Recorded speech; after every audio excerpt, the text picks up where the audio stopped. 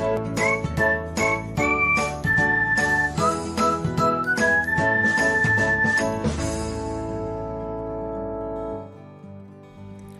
everyone, welcome back to another episode of Technologyglance. In this video, I'm going to guide you through how you can add a section on a Pinterest board. So, let's get started. Watch till the end and don't forget to subscribe to Technologyglance by hitting the subscribe button and press the bell icon so that you'll never miss another update. Without further ado, let's get started.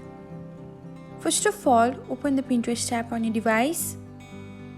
Now tap on your profile icon.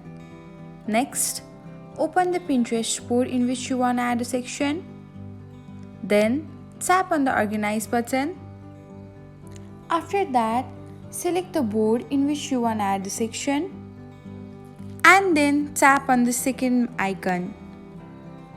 Now, give a name to the section. And then tap on the Done button. And that's it. This is how you can add a section on your Pinterest board.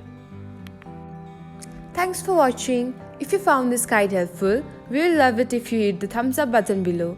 We upload great new tech tutorials like this one every day. So, don't forget to subscribe to our channel and hit the bell icon to get an update as soon as we post a video.